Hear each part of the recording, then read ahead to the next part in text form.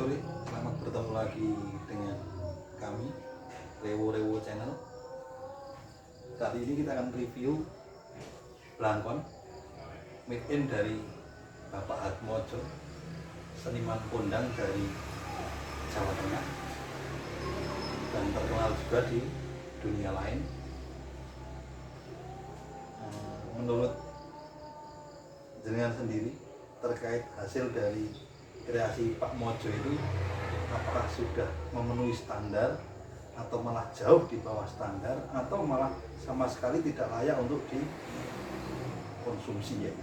Kalau saya ini kalau dilihat sudah sangat memenuhi standar dilihat dari luarnya. Cuman secara proses atau secara pengerjaan masih kita perlu menguji. Berarti uji kelayakan. Nah benar sekali. Ini kalau kita mau lihat ya, kalau sendiri kita lihat dari luar, birunya udah masuk, bentuk SPL udah masuk, terus juga ukurannya masih ukuran yang ukuran orang Jawa lah gitu. Tapi kalau untuk dipakai untuk kepala orang bule ya itu kayaknya masih sesak. Ya mungkin seperti itu lah. Tapi udah termasuk salah satu Mbak Mojo itu udah salah satu orang yang mempertahankan budaya itu, kita patut kita dukung. Diberikan apresiasi. Tetap kita apresiasi dan harus.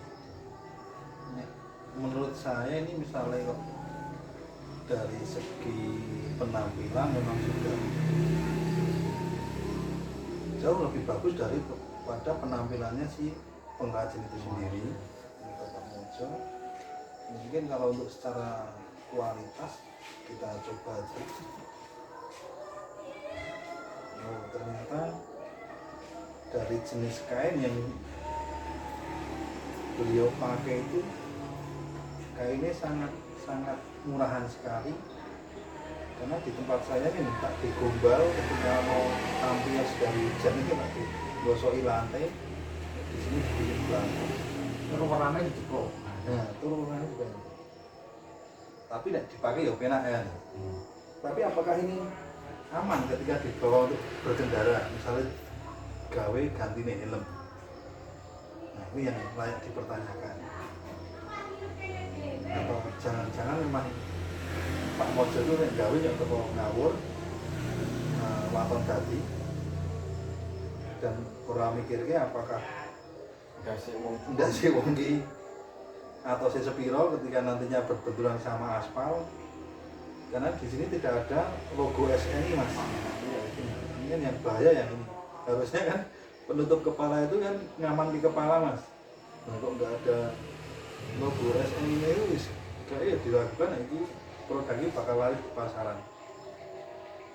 Atau mungkin pengen nyoba mas? Coba ya, coba.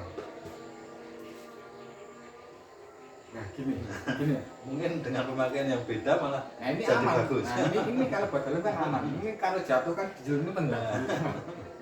Untuk keamanan batuk itu. Keamanan batuk ya, ini ada nol-nolnya ini. Cuman dengar itu kan mas, dulu itu Pak Mojo itu dia jadi perajin Blangkon itu ya, ada sebab musababnya.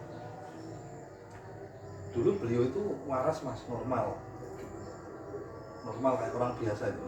Nah saking pengen bisa buat Blangkon, Beliau minta. nah bukan mas, beliau datang ke perajin Blangkon dan beliau bersedia untuk kerja di situ tanpa dibayar, asalkan beliau nantinya itu bisa untuk membuat Blangkon. Nah kebetulan di sini ada klebut juga, di mana misalnya salah satu alat yang untuk pembuatan Blangkon.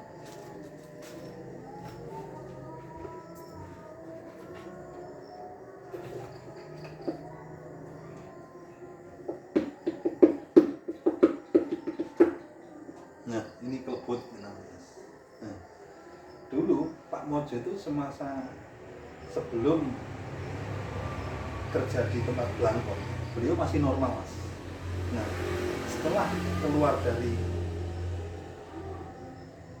perajin Blangon itu jadi kayak agak gimana gitu, dikarenakan dulu beliau tuh kerjanya jadi klebut, jadi kepalanya Pak Mojo itu dijadikan untuk ngukur blangkon. Nah itu biasanya diiras mas, jadi misalnya ini kepala Pak Mojo ditaruh, terus pas ketika ini nih kurang agak gepeng itu, nah sampai dipukul kayak gini mas. Nah jadi misalnya ini dulu kepalanya Pak Mojo itu karena saking seringnya dipukuli kayak gini, itu bagian dalamnya itu kayak gombiar gitu mas. Gitu.